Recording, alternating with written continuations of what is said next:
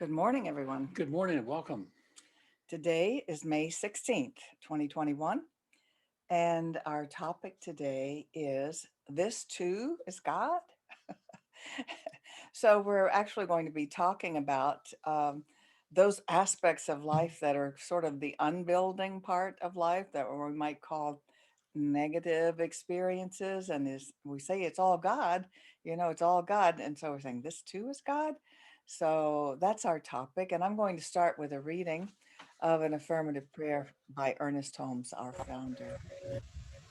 And so um, the Bible selection is from Psalms 27:1. And it says, "The Lord is my light and my salvation. Whom shall I fear? The Lord is the strength of my life. Of whom shall I be afraid?" And he says, "I tune out all dull, negative ideas and tune in with the sunshine of life, with brightness and laughter, with the joyous presence that is life itself. I know that all the beauty of form around me is the garment of God. I know that the presence that is manifested in my heart and mind is God expressing himself within the garment of form. As I feel this presence more and more, I hear the song of joy deep within. Always, when I am still, I hear the song of life pouring through my consciousness. I have only to listen for it is always there. With this knowledge, this assurance that the loving presence is always here, closer to me than breathing, nearer than hands and feet, I have nothing to fear. I feel this loving protection around me. I know that it is a bulwark of strength. I know that it is not only a song of joy, but a song of love and protection. Knowing this, that I am the very essence of God, joy wells up within my heart, and life sings through me in radiant ecstasy. And so it is. Beautiful. That was the reading from Ernest Holmes' book 365. And it was yesterday's reading, actually, the 15th. And I chose it because it was more in alignment with what we're talking about today, you know, whom or what shall I fear? Because, when we've grown up, we've been taught that, uh, God is blessing you when good things happen to you. And we kind of get the idea God is punishing us when bad things happen to us. I think we do that automatically simply because that's what's happened with our parents and with our teachers. And so we just project that onto God, that we're being punished when so-called bad things happen. But if God is all there is, God is in all of those aspects of life. And we know part of life is the birthing, the living, and the dying, the seeming dying. I don't believe we ever die. I believe we go on another dimension. And that part of us, according to Seth, with what we've been reading, that part of us keeps going on and developing. So it doesn't even get merged back into your soul or the whole of God. It goes on. And of course, in Miracle says everything that was created uh, lives eternally. Mhm. So I wanted to speak to this. And the Kali, the goddess in the Hindu tradition, Kali, is the female figure with all the arms. She has arms, a lot of arms on both sides. And sometimes she's known as the destructor or destructress, but that's really not what it is. And the way they think of it and their tradition, and I think it's way more realistic than anything we have, is that she is the builder and the unbuilder. That there is the building of things in life and the unbuilding. And that's what our dying process is. It's an unbuilding so that we can go on and experience even more and greater And experiences. she's actually the manicurist nightmare. But it's not just with human life. Uh, give an example of the forest, Bob, Well, actually, we've I been was going reading to, about. the forest is a beautiful example. What we think of is that the trees are in competition with each other. We For think of for sunlight, sunlight, yeah, for and nutrients. everything, and we think of the flowers on the ground competing again for the sunlight. Everybody's fighting to get to the top to get to the sun. That's what it looks like. And it looks like everybody's having a battle for their own independence and individuality. And in some ways, that view has come to us because that has become our view of ourselves. We often think it's every person for themselves. It's nice to be cooperative and helpful and supportive, but the truth is, I mean, I'm on my own. I'm in this thing by myself. Well, what we learn about forests, which is really interesting, is the trees not only communicate with each other, but the taller trees, the ones that get the most amount of sun, recognize the smaller trees that are not getting as much sun and send nutrition through the root system to those little trees. They're, Through connecting uh, fungus growth that grows mushrooms. and the fungus would appear to be, and the mushrooms would appear to be parasites living off of healthy trees, and they look like they look like an early call of death, and in fact they're actually fertilizing, bringing nourishment and nutrition to the smaller trees. And then when something dies, it breaks down to become even greater nutrition. Now, another part of the forest, which I think is really interesting, is, and it's been studied for a long time, is that when an invader, a parasite, starts at the outside of a forest and begins to move in, the trees communicate with each other and begin to change their own nature to protect themselves against that, which means they speak to each other, they communicate to each other, they support each other, and they help each other. In other words, they're not in it by themselves. In fact, they could not exist by themselves. When a fire rages through a forest, the trees actually prepare for that and actually manage that. Some of them Powering do. on. And then what Ready happens to is pair. new life can emerge Pair. out of that. So you would say the fire is a bad thing, or depending on what emerges afterwards, you would say it's a good thing. Yeah. Can I say, for example, in California, where they have forest fires every year, there's this growth that they call the chaparral, and the chaparral, the seeds are released to grow only with fire. Mhm. So it appears that all the chaparral dies with the fire because it's kind of the brush and scruffy trees in the forest, and yet the fire releases the seeds to grow anew. It makes me wonder how much of our good is released through fire. The fire of experience, the fire of Mm. adversity, the fire of difficulty, which again takes us back to the beginning of our topic, which is this too is God. You could say the forest would be saying, "This is God. I see the flames. I see the smoke. This is God." And the answer is, of course, it is. Yes, it is. I was also thinking about the caterpillar and the caterpillar living its life mostly eating all it can eat and enjoying the lavish amount of food that's available. And that's pretty much it. And then it has this internal working that says, you need to prepare to die.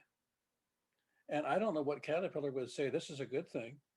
If a caterpillar had any wherewithal, he would say, well, could we put this off until later? I mean, do I really have to build a cocoon? Do I have to build my own coffin? And the answer is, it actually isn't a coffin. It's actually your path to transformation. But I wonder if the caterpillar knows that. And I wonder when the caterpillar emerges as a butterfly, if it ever even imagined that it would actually go through this. And so this transformation often leads us right up to a gate that until we open it, we have no idea what's on the other side of it. Exactly. So I would like to say more about this thing that we call God and what it is. I have some very interesting quotes. I've heard Joseph Campbell use this quote, but I didn't realize it really comes from Saint Augustine. Saint Augustine was an early Christian Catholic saint around 300s, I think. And this is the quote: God is a circle whose center is everywhere and whose circumference is nowhere. In other words, it never ends. It's not limited, but the center of it is everywhere. It's in everything. Wherever you are, God is. And as Ernest Holmes says, the highest God and the innermost God is one God. So we always think of it as high and way above us in heaven, but it is in us and it's in all of life. Saint Francis said, "It's easy to love God and all that is beautiful. The lessons of deeper knowledge, though, instructed me to embrace God in all things." So even in the things that are hard to look at. Emily Caddy said, in even the heartbreaking circumstances of your life, evil will turn to joy before your very eyes if you will steadfastly refuse to see anything but God. And of course, anywhere we hear the word God, we could transpose the word good. Well, you refuse to see anything but good, even if it's painful, even if it's loss, even if it's something you don't want. We have to see, if we want to be happy, good and God and everything. Perhaps it's an unbuilding process. And for those who sometimes, and I know that's not our audience, but sometimes have trouble finding God, this is a story I wanted to share with you. A man whispered, God, speak to me, and a meadowlark sang. The man did not hear, so he yelled, God, speak to me, and a symphony played, but the man did not hear. The man looked around and said, God, let me see you, and a star shone brightly, but the man didn't notice. And the man shouted, God, show me a miracle, and a life was born, but the man did not know. So the man cried out in despair, touch me, God, and let me know you're here. Whereupon God reached down and touched the man, but the man brushed the butterfly away and walked away unknowingly. See, here we have a loving God, because if I had been God, I would have struck him with lightning. He said, He didn't now know. you know I'm here. He Yeah. didn't know. He Yeah. didn't know how to. He didn't know how to see God in That's why I everything. didn't get to be God. I think it's the same thing when people, some people, probably not our audience, but they want so hard to be communicated with a loved one who's passed on. And they get so upset when they're not shown a sign or that loved one doesn't come to them.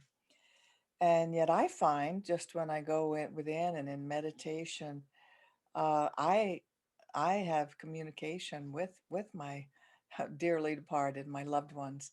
If you can get still enough and know you're connected and know they're there, Imagine the difference, though, when you're sitting with somebody that you care about and you're comfortable with, and the invitation to speak is there in the air, and there's no listening. and no, no, and then the person that you're with just feels that energy and speaks.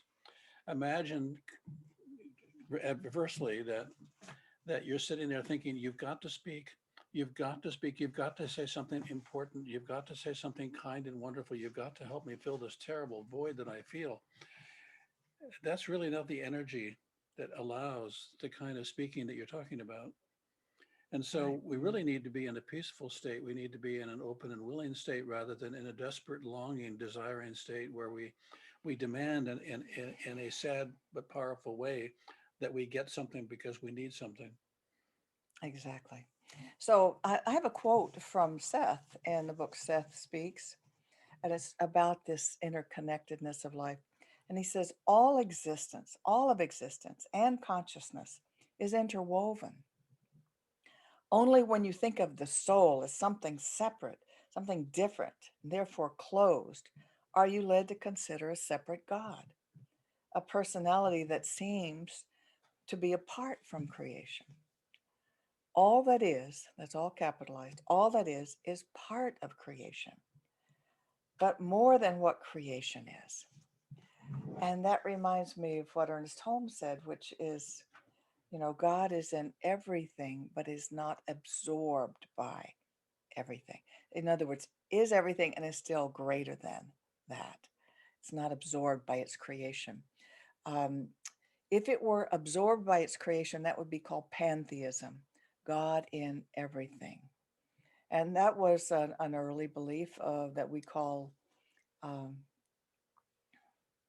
what do we call it? Paganism. They call it paganism. We saw God in the trees and God in everything, but that is God absorbed by its creation. He's saying no. It's and what we believe is called panentheism, Panen theism, panentheism. God in everything, but not absorbed by it. And so it is something that we can access. We can access it in consciousness. We can access it in healing. Um, part of the unbuilding that we experience and see all around us. is illness. Well, that's certainly not a pleasant experience, and none of us want it. And we don't want our loved ones to have it, but it does happen, and it happens to all of us. Mhm. So, how do we deal with that, and how do we call that? This is God too? Yes, it is. And so, I have another story that illustrates that because my experience truly is that more character building happens out of hardship than out of an easy life. More personal growth, more empathy, more understanding, more kindness comes out of hardship. An illustration of that, before I read this story, is that Bob and I in ministry, 20 years of ministry, have lived in mansions and we've lived in mobile homes. Because sometimes where we've lived, people in mansions have let us rent their home. And sometimes not. We end up in a mobile home, which we did in Monterey. And the interesting thing is, when we've lived in the mansions, we never spoke to a single neighbor. They never came out of their houses that I could tell. And they certainly never reached out to us. When we lived in a mobile home in Castroville, which is like 20 minutes from Monterey, because that was the closest we could get. In Monterey, the homes were $2 million each, and rents were just as high. So we bought a mobile home. When we moved in, the first day we had no electricity. So we were sitting there probably watching a movie on our computer in the dark. The next door neighbor comes over. What are you doing sitting here in the dark? So, well, we have no electricity. She says, oh, we can't have that. She brings over a huge, big extension cord for us to use and watch TV with. And I had another neighbor. We had a poodle, a standard poodle, and he was too tall to be in this park. We weren't supposed to have a dog that tall. And so I we gave him away because we thought we couldn't have him. And I couldn't stop crying. I just felt like I lost a child. I just couldn't quit crying. So finally, we went back to the person we gave it to and said, I can't give my dog back. I mean, I can't give my dog away. I haven't got to take him back." And she understood. And so a neighbor said, I just saw this whole thing happening. She said, "Well," I said, "they said I can't have a dog in this park." She says, "Oh, baloney! Your dog is your child. You just do whatever you want." So we found the neighbors so kind and helpful and generous, How many neighbors give and you they had the how least. many neighbors give you electricity and love? I know. It was really interesting experience. I'm glad we had it. So I want to share a story, uh, and it's a metaphor.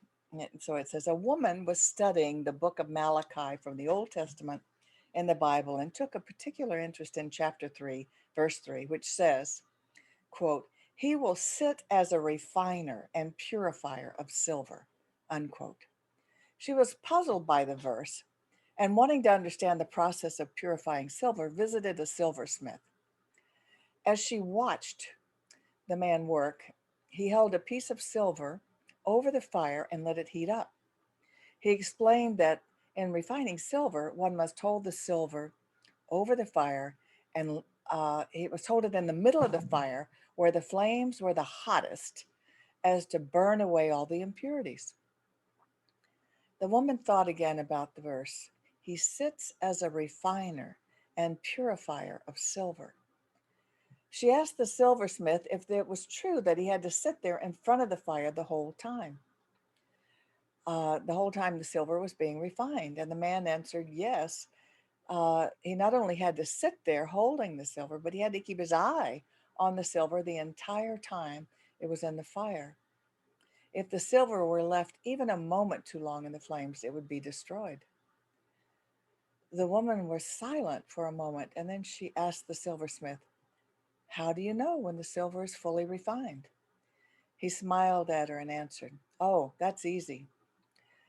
It's finished when I can see my image in it." Mm. So I don't believe that we need to suffer to grow in consciousness. I think we can grow through inspiration, not always desperation, through meditation and reading and supporting ourselves with like minded people. But it has been my experience that we grow the most often with hardship.